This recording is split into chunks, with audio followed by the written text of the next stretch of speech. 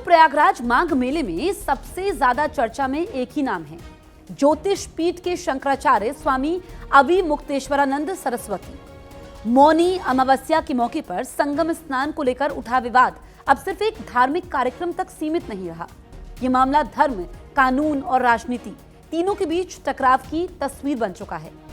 विवाद तब और गहरा गया जब प्रयागराज मेला प्राधिकरण ने स्वामी अविमुक्तेश्वरानंद को नोटिस जारी करके पूछा कि ये अपने नाम के आगे शंकराचार्य क्यों लिख रहे हैं, जबकि उनके पट्टाभिषेक से जुड़ा मामला सुप्रीम कोर्ट में चल रहा है।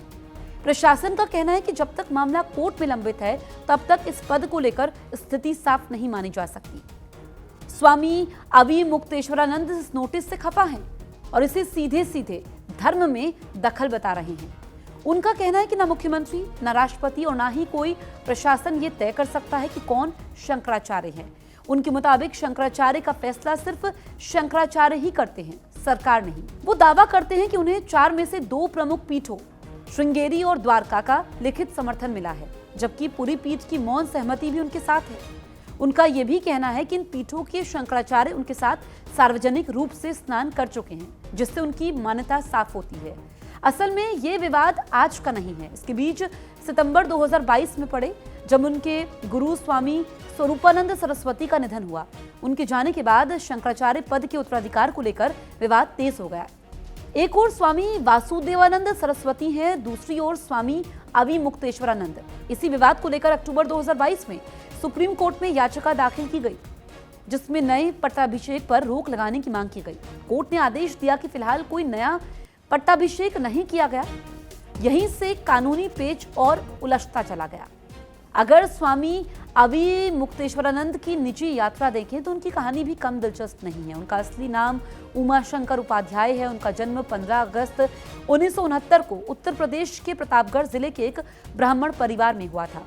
शुरुआती पढ़ाई उन्होंने प्रतापगढ़ में ही की। बाद में वो गुजरात पहुंचे, जहां उनका संपर्क स्वामी करपात्री जी महाराज के शिष्य ब्रह्मचारी राम चैतन्य से हुआ।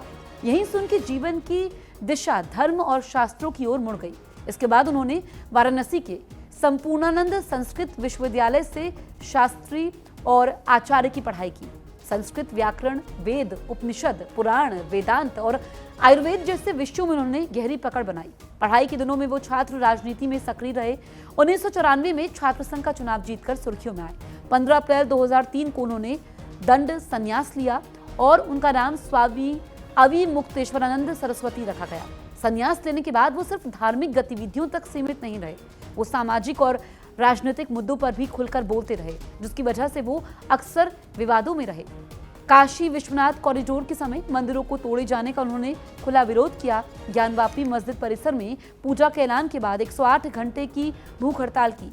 जोशीमठ में भूमि नसाब को लेकर सुप्रीम कोर्ट में PIL दाखिल कर पर्यावरण का मुद्दा उठाया।